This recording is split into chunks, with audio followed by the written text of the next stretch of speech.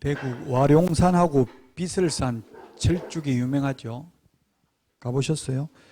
지금 철쭉 다 지고 거의 다 진 것 같더라고. 이제 산에 가니까 어제도 가보니까 사람 엄청나게 많던데, 여러분들은 올해는 참고 열심히 공부하세요. 산에 가지 마시고. 지금 공부하기 힘든 계절입니다. 5월달 놀기 좋죠, 날씨가. 그래도 참고 열심히 공부하십시오. 15페이지 공인중개사.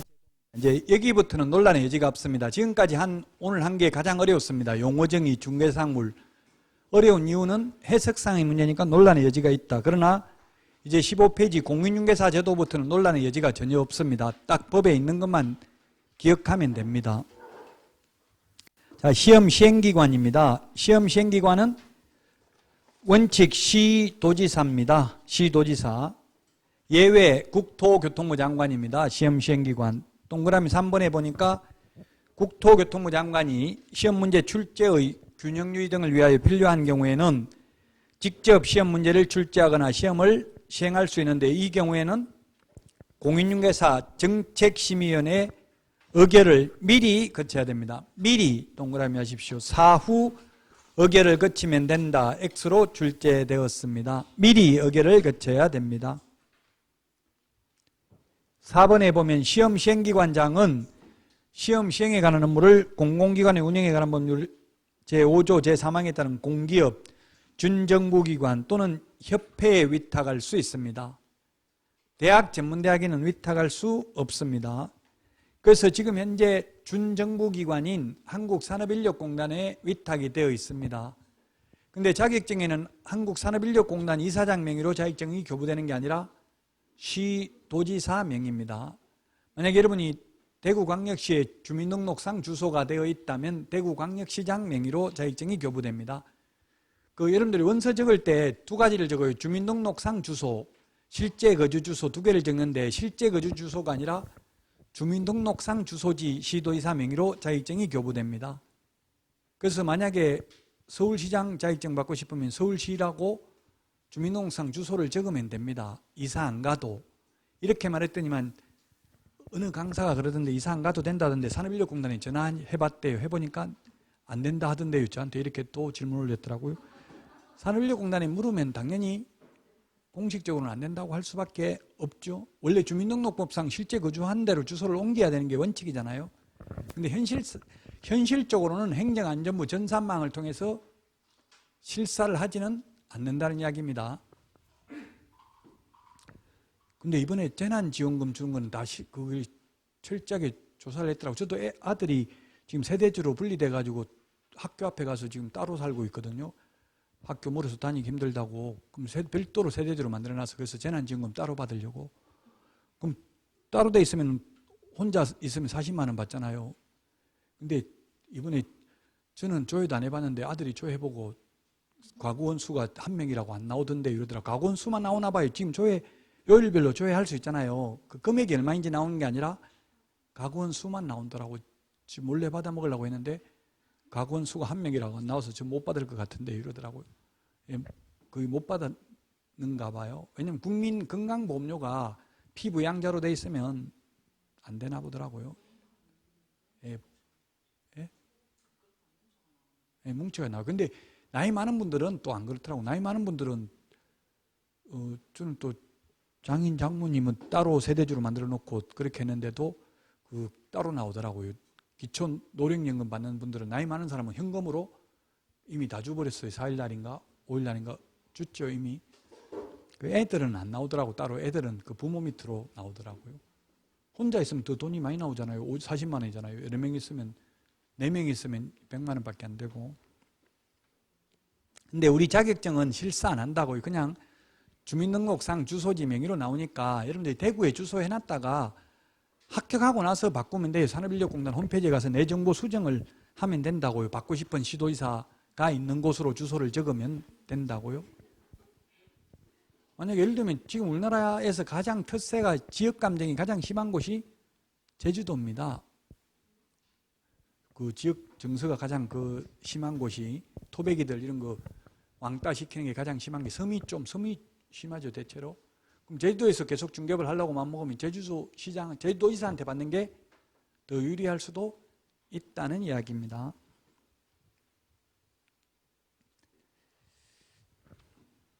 자, 그 다음에 동그라미 5번 시험 시행기관장은 시험 시행에 관한 업무를 위탁한 때에는 위탁받은 기관의 명칭, 대표자 및 소재지와 위탁 업무 내용 등을 관보에 고시해야 됩니다.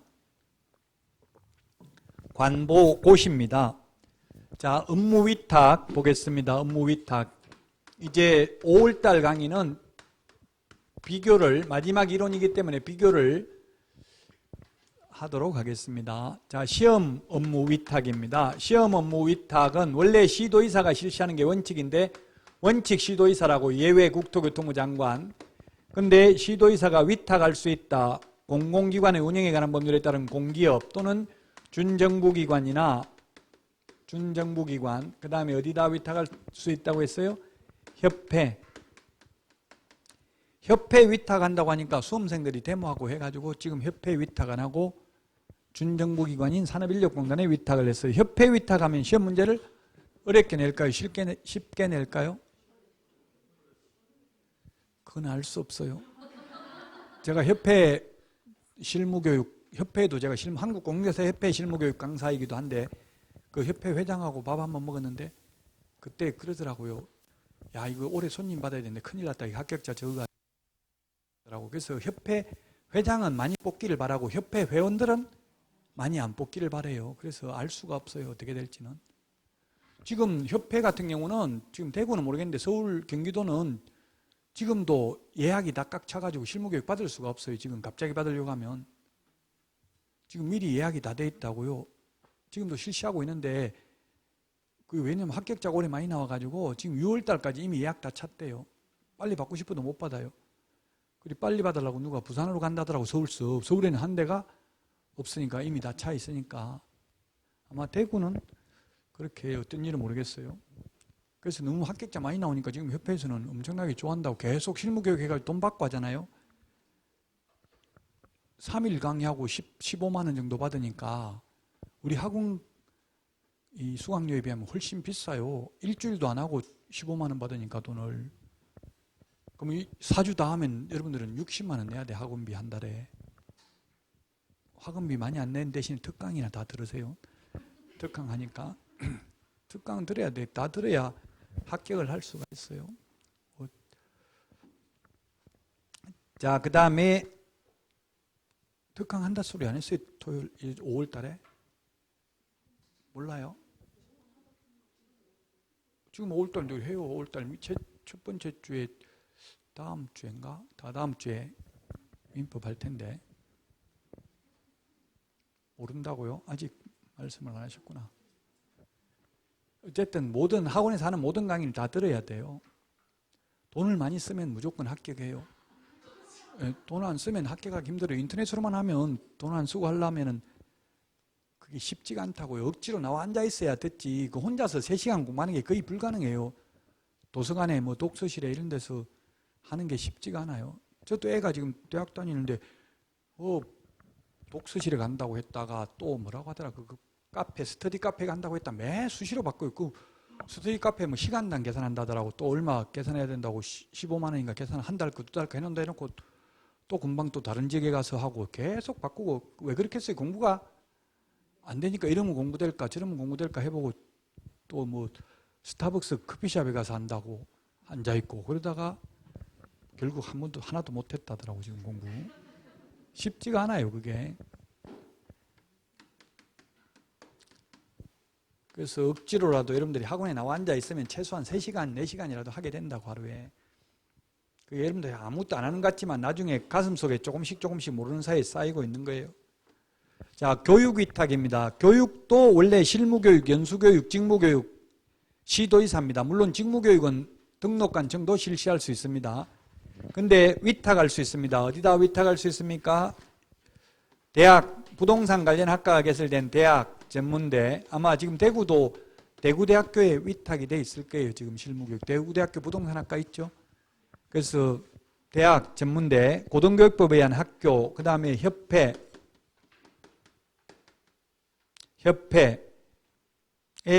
위탁할 수 있고요. 그 다음에 공공기관의 운영에 관한 법률에 따른 공기업 또는 준정부기관에 위탁할 수 있습니다.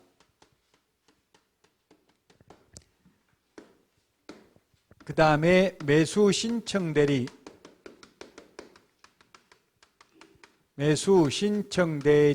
실무교육,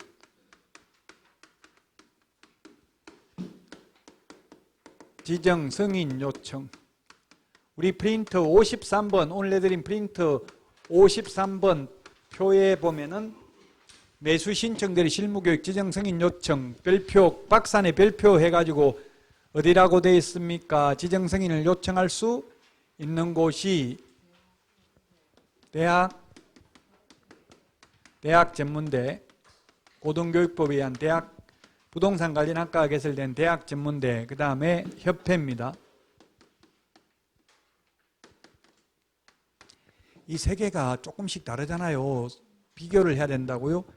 거기 프린터 53번에 보면은 실무교육 위탁은 어디라고 돼 있어요? 실무교육 위탁은 협회, 대학, 공기업, 준정부기관이 가능하죠? 53번 프린터 박스 메뉴에 있잖아요. 실시권자. 그래서 이 세 개가 비슷하면서 조금 다르니까 비교를 하시라고. 즉 시험 업무는 대학 전문대학에는 위탁할 수 없고요. 그 다음에 매수 신청 대리 실무교육 지정 승인 요청은 공기업 또는 준정부기관은 안 된다고요. 세 개를 비교하셔야 되겠습니다.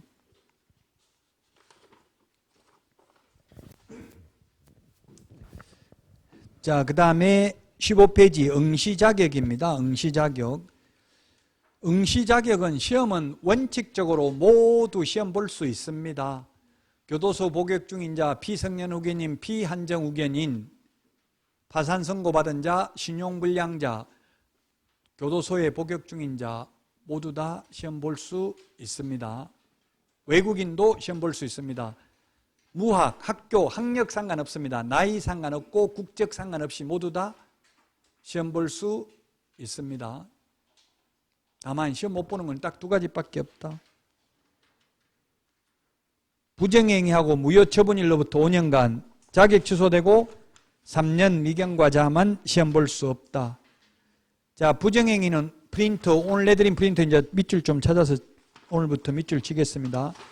41번에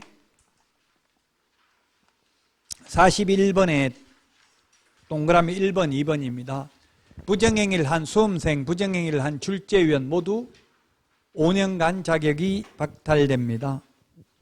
그 다음에 46번에 동그라미 5번, 자격 취소되고 3년간은 시험 볼 수 없습니다. 공인 결격사유, 이 말은 공인중개사 결격사유, 시험 못 보는 결격사유라는 뜻입니다. 46번에 동그라미 5번 밑줄 치시라고요. 형광펜으로 색칠 좀 하세요. 너무 색칠을 벌겋게 해놓으면 눈은 아플 수 있고 하나도 안 하면 나무 프린터 같고 그렇게 해요. 그러니까 적당하게 어느 정도는 좀 색칠도 돼 있고 이렇게 해야 내 프린터 같은 느낌이 든다고요. 자, 그 다음에 자격증 대여 등의 금지입니다. 양도 대여 금지입니다. 동그라미 1번, 공인중개사는 다른 사람에게 자기의 성명을 사용하여 중개업무를 하게 하거나 자기의 공인중개사 자격증을 양도 대여하여서는 아니 된다. 2번에 보니까 누구든지 다른 사람의 자격증을 양수하거나 대여받아 사용하여서도 아니 된다.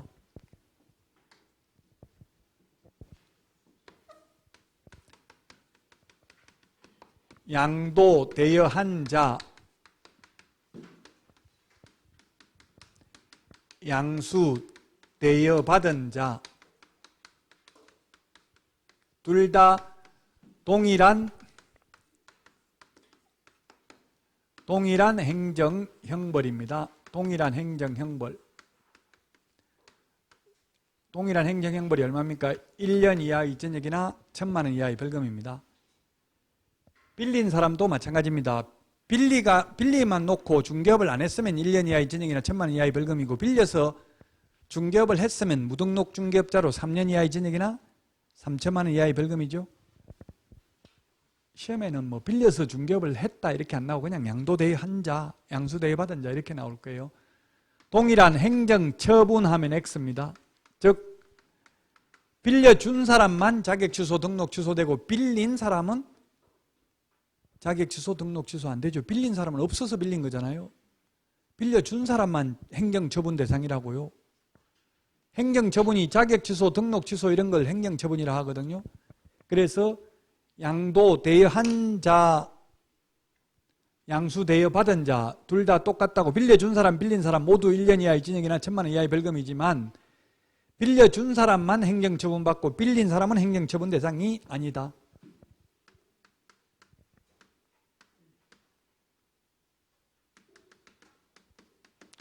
자기 성명 사용하게 한 자,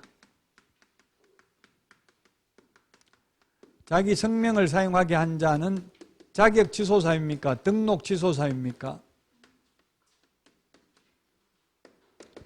뭐냐고, 이 둘 중에 하나. 자기의 성명을 사용하게 한 자는 자격 취소 사유냐고요? 등록 취소 사유냐고요? 주어가 누군지를 잘 봐야 돼요. 공인중개사가 이렇게 나와 있으면 자격 취소고요.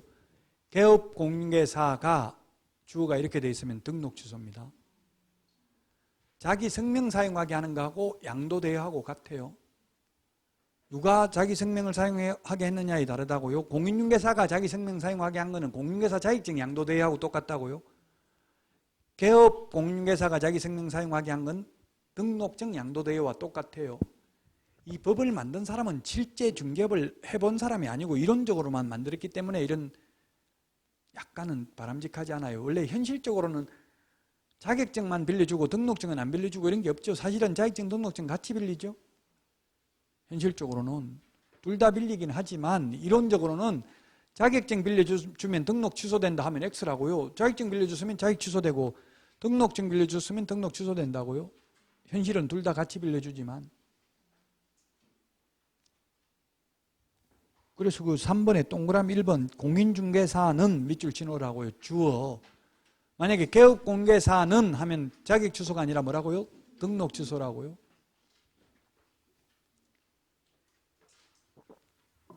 유사명칭 사용 금지입니다. 공인중개사가 아닌 자는 공인중개사 또는 이와 유사한 명칭을 사용하지 못한다. 16페이지 그 유사명칭이 판례 시험에 2번 출제됐습니다. 메뉴에 동그라미 2번이 무자격자가 자신의 명함에 부동산 유서 대표 동그라미 하십시오. 대표라는 말을 써서 안 됩니다. 여기서 부동산 유서는 신문사 방송국 이름이 아니라 중개사무소 간판 이름입니다. 부동산 뉴스라는 게. 부동산 뉴스, 부동산 뱅크, 부동산 114 이런 말 있잖아요. 중개사무소 이름이. 즉 자격증이 없는 사람은 대표, 사장, 회장, 소장 이런 말 못 씁니다. 중개사무소니까 소장이라고 하면 그 대표자를 가리키는 명칭이잖아요. 유사명칭 사용에 해당된다. 거의 다 판례는 웬만한 거는 제가 출처를 다 적어놨어요. 거기에 사건 번호를. 이 사건 번호 2006도 9334 이걸 치면 법제처 국가법령정보나 대법원 종합법률정보에서 확인할 수 있습니다. 판결문 전문을. 이런 유사명칭 사용금지 위반한 자는 1년 이하의 징역이나 1,000만 원 이하의 벌금에는 처하지만 행정처분에 관한 규정은 없습니다. 예를 들면 공인중개사 자격증도 없는 사람 뭐 행정처분 할 수가 없잖아요. 자격증도 없으니까. 그래서 유사명칭 사용금지는 1년 이하의 징역이나 1,000만 원 이하의 벌금에 처한다. 뒤에 가면 개업 공인중개사가 아닌 자가 공인중개사 사무소 또는 부동산 중개라는 명칭을 쓰면 안 되죠. 거기 유사명칭에도 보면 부동산이라는 말은 개업 공인중개사가 아니면 부동산이라는 말을 못 씁니다. 그래서 발품 부동산, 부동산 카페, 트러스트 부동산, 개업공개사가 아니면서 이런 걸 써가지고 전부 형사처벌 받은 판례가 있습니다. 부동산이라는 말은 개업공개사가 아니면 쓸 수 없다고요. 공개사가 아니면서 대표자라는 말은 쓸 수가 없다고. 대표자를 가리키는 명칭. 그 쉽게 말하면 현실적으로 이게 동업하는 형태, 현실적으로 돈 된 사람 따로 있고 자격증 된 사람 따로 있고 같이 동업하는 경우가 많아요. 그러면 내부적으로는 누구를 사장이라고 부르겠어요? 돈 된 사람, 자격증 가지고 있는 사람 같이 동업하면 돈 된 사람이 사장이더라고요. 현실적으로 현업에서는 자기들끼리 사장님 불러도 상관없는데 명함에다가 돈 자기가 냈다고 대표, 사장, 소장 이런 말 쓰면 안 된다고요. 많아요. 동업하는 형태로. 아마 학원 다니면서도 그런 거 많아요. 이때까지 제가 한 20년 넘게 강의하면서 본 통계는 자격증만 따면 떼돈 벌 수 있는 사람들은 합격을 잘 못하고, 자격증 따도 돈 잘 못 벌 분들은 또 합격을 잘하고, 이게 인생이 뜻대로 잘 안 돼요. 그런 경우가 많아요. 현실적으로 솔직히 말하면. 그러면 이제 돈 있고 이런 분들이 내가 돈 될 테니까 같이 하자 이런 경우가 많아요. 그럼 동업하면 거의 95% 이상은 1년 안에 깨져요. 친한 사람끼리 하면 거의 싸우고 오히려 사이 안 좋고 그래. 약간 긴장관계를 유지해야 돼. 이거 직원하고 사장하고는 너무 친하고 모든 거 다 오픈하면 빨리 실적 나고 빨리 사이 안 좋아질 가능성이 더 많아요.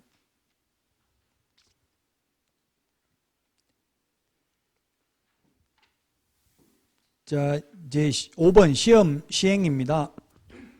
박스 안에 있는데 시험은 구분해서 실시합니다. 원칙이 1, 2차를 구분해서 시행합니다. 원칙은 그런데 예외는 구분은 하되 1, 2차 같은 날 동시에 볼 수 있습니다. 원래 원칙은 1, 2차를 같은 날 보는 게 아니고 다른 날 보는 게 원칙이에요. 그런데 예외적으로 동시에 시행할 수 있다. 1, 2차를 구분은 하되. 그 다음에 니은 시험 방법입니다. 1차는 객관식, 2차는 주관식으로 보는 게 원칙이에요. 그런데 1, 2차 같은 날 동시에 볼 때는 2차도 1차 시험 방법에 의한다. 즉 객관식으로 볼 수 있는 거예요. 그래서 지금 1, 2차를 같은 날 보는 이유는 객관식으로 출제하기 위해서 같은 날 봅니다. 주택관리사, 직업상담사, 행정사 이런 거 다 2차는 주관식으로 봐요. 같은 날 안 보니까. 여러분들도 1, 2차 같은 날 보니까 힘들다고 2차는 다른 날 보자 이렇게 하면 2차는 주관식으로 봐야 돼요. 절대 그런 민은 넣지 말라고요. 가만히 있어요. 주관식으로 봐야 되니까. 주관식으로 나오면 서로가 골치 아파요. 여러분들도 골치 아프고 강의하기도 힘들고 채점하는 사람도 힘들어요. 지금 사실 주관식으로 안 내고 객관식으로 내는 건 2차를 채점하는 게 힘들어서 그래요. 사실은. 지금 원서 접수를 33만 명이 내가지고 2차 본 사람이 8만 6천 명 작년에 시험 봤어요. 8만 명 시험 본다 하더라도 8만 명 주관식으로 내가지고 채점하려면 1년 내 걸리겠죠. 채점하는데. 객관식으로 하니까 지금 컴퓨터가 채점하니까 빨리 하잖아요. 우리 투표하는 것도 그 수작업을 안 하고 다 기계로 하니까 바로 밤 12시 되면 누가 당선되는가 발표하지. 손으로 할 것 같으면 며칠 걸려요.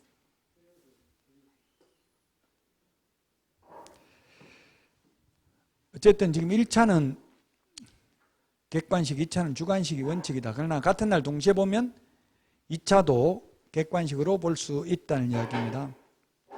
절차입니다. 디귿의 박스 안에 1차 시험 합격자에 대하여 2차 시험을 실시하는 게 원칙이라고요. 근데 예외적으로 1차 불합격한 자도 같은 날 동시에 볼 때는 시험 볼 수는 있다고 2차를. 그렇게 기회를 주는데도 불구하고 안 보고 다 집에 가버려요. 1차만 보고. 정말 안타깝죠. 공부 하나도 안 해도 2차까지 원서 접수해가지고 꼭 2차를 한번 경험하는 게 엄청난 도움이 된다고요. 한번 그 느낌, 분위기를 본 거하고 안 본 거하고 엄청난 차이가 나겠죠. 다음에 시험 볼 때. 꼭 시험은 보셔야 돼요. 저는 시험을 한 15번 이상 시험 봤는데 요즘은 못 보지만 옛날에는 합격한 사람도 볼 수 있었어요. 지금은 합격한 사람 못 봐요. 그 옛날에 시험 2차 응시해 보면 한 35명 정도 들어와요. 1차 시험 볼 때는 30명 이상 들어오죠. 그 교실에. 요즘 학생들 거의 한 30명 정도밖에 안 들어가더라고, 한 교실에. 30명 정도 시험 보다가 2차 시험 볼 때 보면 한 15명밖에 안 들어와요. 시험 보러 들어오는 사람이. 벌써 1차 보고 다 가버린다고 반은 집에. 근데 15명 시험 보고 있는데 거기서 또 시험 30분 남았습니다 하니까 저하고 다른 사람 한 명하고 2명 남았고 나머지는 다 나가고 없더라고 밖에.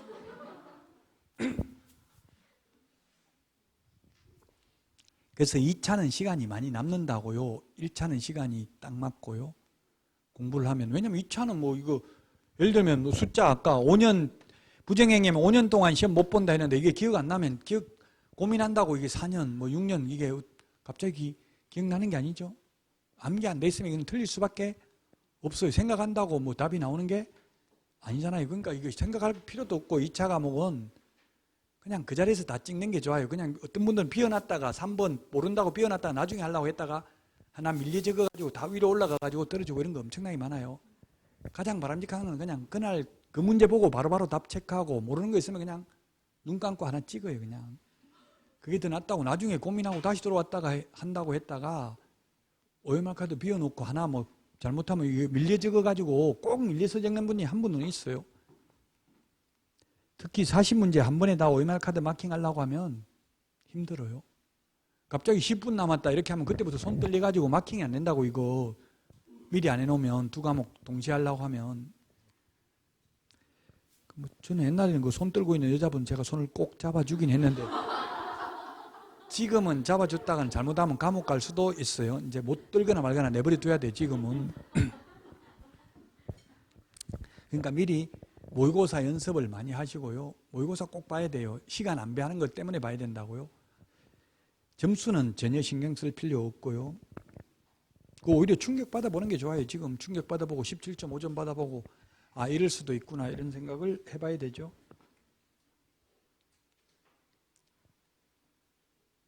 지금 60점 이상 나온 분들은 올해 처음 공부하는 분 중에는 한 명도 없어요. 다른 학원에 보니까. 최소 3년 이상 하신 분 중에서 60점 이상 나오는 분이 있더라고요. 제가 누가 3년 했는지 모르고 말하는 거니까 저 인간 또 왜 내 쳐다보고 이야기하냐 이런 말 하지 마시라고요. 몰라요 저는 전혀. 자, 시험 동그라미 2번 일부 면제입니다. 1차 시험에 합격한 자에 대해서는 다음 회의 동그라미 하십시오. 다음 회의 시험에 하나여 1차 시험을 면제합니다. 다음 해 X입니다. 다음 해가 아니라 다음 회.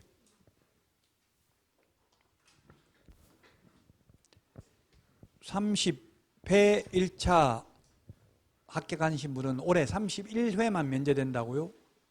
군대 갔다 와서 시험 보겠다 안 된다고요. 무조건 다음 회의 시험에 하나의 1차 시험 면제됩니다. 부모님 아파가지고 지금 상당해가지고 도저히 이번에는 시험 못 봐서 어쩔 수 없이 한 번만 더 연기해달라 안 된다고요. 무조건 끝에 다음 회의 시험에 하나의 1차 시험을 면제합니다. 그 이유는 뭐냐면 동그라미 3번 시험은 원칙 매년 1회 이상 시행하는데 니은의 예외 보니까 당해년도 시험을 시행하지 아니할 수도 있습니다. 부득이한 사유가 있는 경우에는. 단 공인중개사 정책심의원의 의결을 미리 거쳐야 됩니다.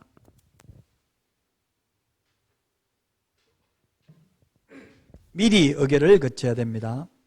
시험 안 보려면 올해 시험 안 보려면 미리 의결을 거쳐야 됩니다. 현실적으로는 매년 봅니다. 그래서 걱정할 필요는 없는데 이론적으로는 1년에 시험을 10번 볼 수도 있고 10년 동안 한 번도 안 볼 수도 있다고요. 이론적으로는. 그럼 10년 동안 한 번도 안 볼 수도 있기 때문에 다음 해가 아니라 다음 회라고요. 회. 이론적으로는 다음 회. 1년에 10번 볼 수도 있으니까요. 다음 회의 시험에 하나의 1차 시험을 면제합니다. 그런 게 있더라고요. 지금 만약에 10월 달에 시험 보는데 한 7월, 8월 뭐 이 정도 돼가지고 이 신청이 인용되거나 행정소송을 제기하거나 행정심판이 청구돼가지고 추가로 합격자가 나올 수가 있어요. 1차 합격자가. 옛날에 작년에도 그런 게 있었어요. 9월 달에 추가 1차 합격자가 나왔다고요. 그럼 지금 9월 달에 나왔는데 10월 달에 시험 보면 한 달밖에 없잖아요. 지금 시간이. 그런 경우는 다음 회의 시험이기는 한데 그 다음 회에 한 번 더 보거나 아니면 10월 달에 봐가지고 떨어지면 끝이고 10월 달에 안 본다 하고 그 내년에 보겠다고 하면 한 번 더 기회 주긴 하더라고요. 특별히 예외로 법에는 없는데 현실적으로. 그럼 잘 선택해야 되겠죠? 8월, 9월 달에 추가 합격 1차로 추가 합격되는데 그 해 시험 보면 그래가지고 떨어지면 끝이라고 이제 다시 또 1, 2차 봐야 돼요. 아예 안 보겠다. 나는 너무 시간이 좀 공부 안 해가지고 내년에 보겠다 하면 내년에 한 번 더 기회를 주긴 하더라고요. 그런 경우가 있어요. 간혹. 어떤 분은 7년 동안 지금 소송하고 있는 분이 있더라고요. 불합격 취소, 청구, 소송. 그 7년 동안 차라리 학원 1년 더 다녔으면 벌써 합격했을 텐데 7년 동안 소송비 엄청나게 들고 하고 있더라고요. 쉬운 일이 아니에요. 국가를 상대로 개인이 소송하는 건 엄청나게 힘들어요. 개인은 생업을 제쳐놓고 거기에 매달려야 되고 국가는 고문 변호사들이 다 있잖아요. 국가를 소송을 대행하는 변호사들이 다 하니까 국가기관, 공공기관 이런 경우는.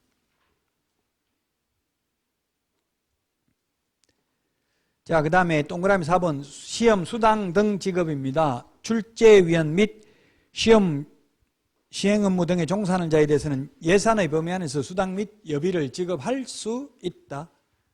돈 없으면 안 줄 수도 있다. 하여야 한다가 아니라 할 수 있답니다. 이걸 보면 법이라는 것은 진리에 반드시 부합하는 것도 아니고 없는 자를 보호하기 위한 것도 반드시 아닙니다. 통치 이데올로기입니다. 어떻게 보면 가진 자가 못 가진 자를 지배하기 위한 수단이 법일 수도 있다는 걸 어느덧 저는 문득 생각해 본 적은 있습니다. 시험에 물론 법이라는 것은 가진 자가 못 가진 자를 지배하기 위한 수단이다 이렇게 절대 안 나오겠죠. 근데 이게 지급할 수 있다. 돈 없으면 안 줄 수 있다. 즉 정부가 정부기관, 공공기관에서는 다 빠져나갈 구멍을 다 만들어놨어요. 돈 없으면 안 줄 수도 있다. 근데 현실적으로 돈 줍니다. 그래서 시험 감독관들은 10만 원 주고요, 하루에. 그리고 출제위원들은 하루에 30만 원 줍니다. 출제위원들이 한 2주 정도 합숙합니다. 인터넷에 보면 인터넷에는 가짜 뉴스가 많아요. 유튜브 이런 데는 진실이 아닌 것도 많다고요. 어떤 분들은 인터넷에 벌써 시험 다 출제해놨기 때문에 개정된 건 안 나온다 이렇게 단정적으로 말하는 사람도 있더라고. 자기 시험 보지도 않고 출제위원 들어가 보지도 않고. 근데 저는 직접 출제위원 들어가 보진 않았지만 출제위원 들어갔던 교수들하고 이야기를 많이 해봤기 때문에 보통 길어야 2주 정도 합숙하는데 열흘에서 2주 정도. 그럼 10월 말에 시험 보기 때문에 10월 한 15일은 넘어야 들어간다고요. 출제위원 들어가면 시험 볼 때까지 못 나와요. 1차 출제위원들은 1차 시험 들어가고 나야 입실하고 나야 그때 나올 수 있어요. 2차 시험 시작하고 나야 나올 수 있다고요. 그러면 합숙하면 그 비용이 엄청나게 하루에 30만 원씩 주니까 거의 400에서 500 정도 준대요. 한 사람당. 그 수능 출제위원은 600명이더라고. 출제위원만 수능 시험은. 공인중개사 시험은 과목당 출제위원이 민법 같은 거는 9명 들어간 적도 있어요. 9명. 학개론 5명 들어간 적이 있고요. 공인중개사법은 3명 들어간 과목별로 조금씩 다르더라고. 출제위원 숫자가. 그럼 수십 명 된다고. 그럼 비용이 엄청나죠. 그러니까 지금 출제 안 돼 있다고 결론은. 지금 출제돼 있으면 보관하기도 힘들잖아요. 시험 볼 때까지. 그리고 또 시험에 뭐라고 돼 있냐면 10월 31일 시험 시행일 현재 시행되는 대한민국 법령을 기준으로 답하시오 이렇게 돼 있어요. 그럼 지금 아직 개정이 확정 안 된 것도 있을 수 있기 때문에 절대 지금 출제되어 있는 건 아니라고요. 그래서 오늘 내드린 문제, 그 개정된 문제가 어려울 수도 있어요. 근데 지난주에 다 말씀드렸던 내용이에요. 개정된 거 시행령 시행규칙 내드렸죠.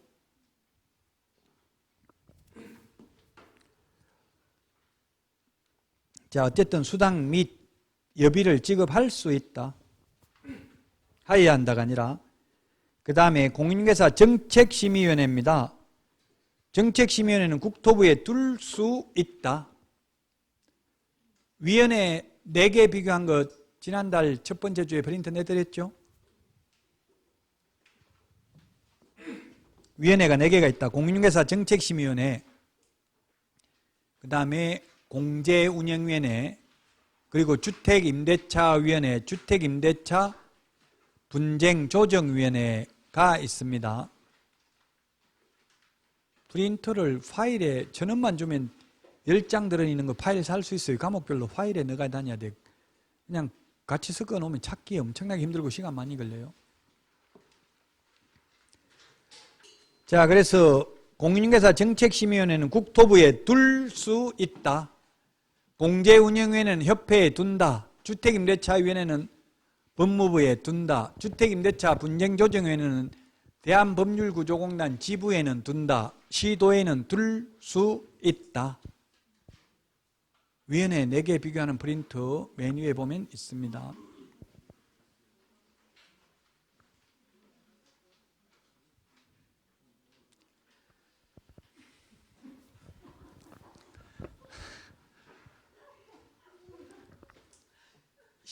17페이지.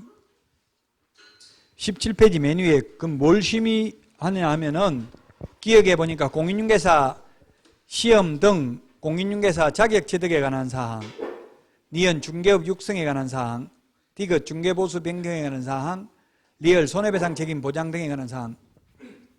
중개보수 올리려면 정책심의위원회 의결을 거쳐야 되고요. 그 리얼에 공재료 인상하려면 올리려면 역시 공인중개사 정책심의위원회 의결을 거쳐야 됩니다. 그 다음에 시험 문제 어렵게 내거나 또는 주관식으로 내거나 이렇게 하려면 공인중개사 정책심의위원회 의결을 거쳐야 된다고요. 그 박스 밑에 동그라미 2번에 공인중개사 정책심의위원회에서 심의한 사항 중 공인중개사의 시험 등 공인중개사의 자격 취득에 관한 사항의 경우에는 심의 의결한 경우 시도의사는 이에 따라야 된다. 기억만, 박스 안에 있는 기억만. 즉 중개보수는 시도 조례로 정하기 때문에 시도별로 달라도 되죠. 근데 시험 문제는 난이도가 다르면 안 된다고요. 시도별로. 그래서 아는 사람은 서울시 자격증이나 대구광역시장이 준 자격증이나 똑같잖아요. 똑같은데 제가 현업에 있으니까 그렇게 하더라고요. 옆에 중개사무소는 서울서 자격증 땄던데 너는 시골에서 자격증 땄네 저보고 그러더라고요. 그래서 문제 똑같은데요 난이도는 이랬더니만 내가 복덕방 사기치는 거 믿을 줄 아냐 하고 가버리더라고요. 어쨌든 똑같습니다 문제. 그래서 반드시 따라야 됩니다. 시도의사는 이에 따라야 된다. 자격 시험 등 자격 취득에 관한 사항 박스 안에 있는 것 중에서 그거 하나만 따라야 된다고요. 시험에 뭐가 나오냐면 중개보수 변경에 관한 사항을 심의 의결한 경우 시도의사는 이에 따라야 된다.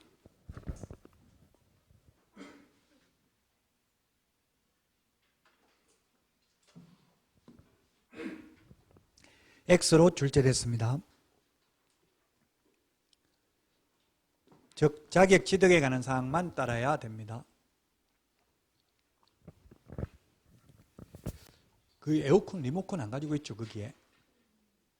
가지고 있으면 좀 끄면 좋겠는데 자꾸 기침이 나서.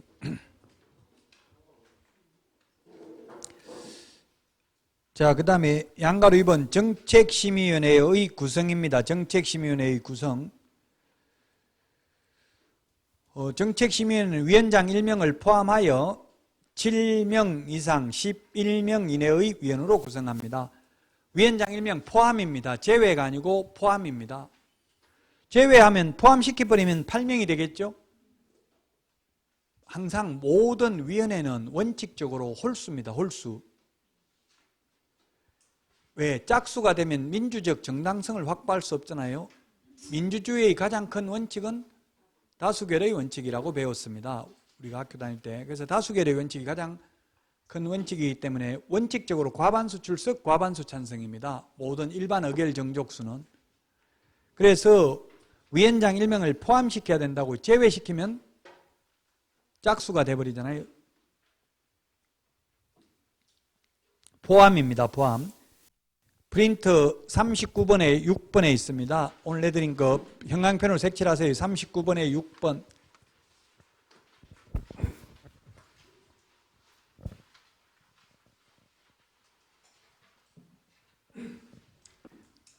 (39번에) 6번에 있습니다. 공인중개사 정책심의위원회는 7명 이상 11명 이하인데 그 위원회 4개 비교한 거 내드린 거에 보면 공제운영위원회 위원은 19명 이하고요. 주택임대차위원회 위원은 9명 이상 15명 이내고요. 그 다음에 주택임대차 분쟁조정위원회 위원은 5명 이상 30명 이내죠. 위원회 4개 비교하는 프린트에 보면 있습니다. 비교를 해야 된다고 이제 마지막 이론에서는.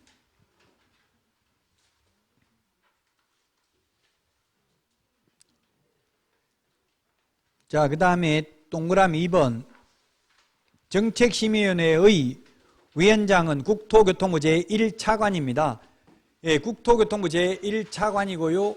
공제운영위원회 위원장은 호선한다고 되어 있어요. 호선. 위원 중에서 선출합니다. 공제운영위원회 위원은. 지금 위원회 4개 비교하는 거 하고 있어요. 그 다음에 주택임대차위원회 위원장은 법무부 차관입니다. 그 다음에 주택임대차 분쟁조정위원회 위원장은 대한법률구조공단 이사장이 임명위촉하고요. 시도 분쟁조정위원회의 경우 시도지사가 임명위촉합니다.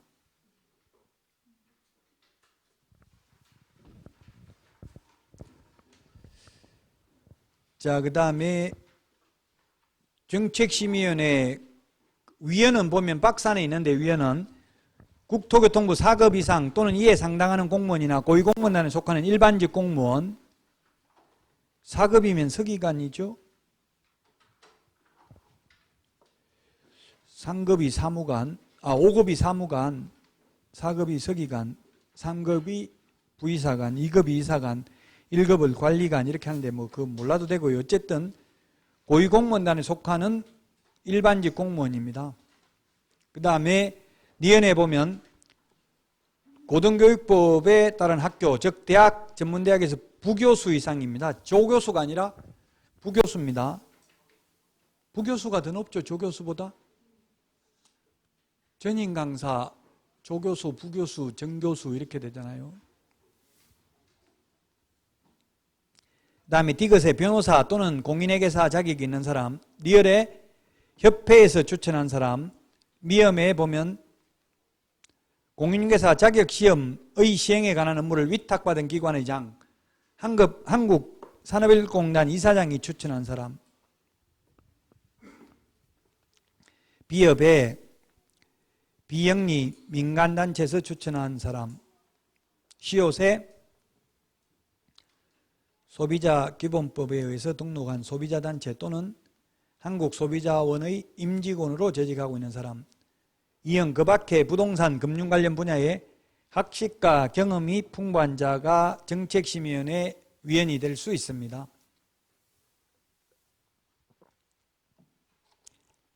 (3번) 공무원을 제외한 위원회 임기는 2년으로 하되, 시험에 모든 위원회 임기는 2년으로 하되 하면 X입니다. 공무원은 임기 제한이 없습니다. 공무원은 발령나면 거기 근무해야 되잖아요. 위원회 사임 등으로 새로 위촉된 위원회 임기는 전임위원의 전임위원 임기의 남은 기간으로 한다. 보궐위원이라고 하죠. 보궐위원은 전임자의 남은 기간으로 합니다. 우리나라의 모든 보궐선거하면 전임자의 남은 기간만 합니다. 다만 대통령만 예외입니다. 우리나라 지금 현직 대통령도 보궐선거로 당선됐죠.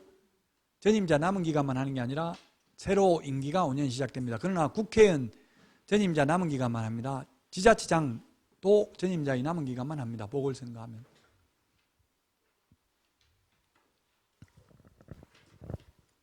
대통령 선거는 한번 하기가 힘드니까 그렇죠. 한번 하기 힘들고 비용도 엄청나게 많이 들고요. 지금 우리 국회의원 선거 이거 하는데 5천억 정도 들었더라고요. 국회의원 선거 하는데 5천억. 엄청난 거잖아요. 5천억이니까 한 명 뽑는당, 한 명당 한 20억씩 들었어요. 한 명 뽑는데 비용이. 자, 양가로 3번 위원회의 운영입니다. 위원회의 운영.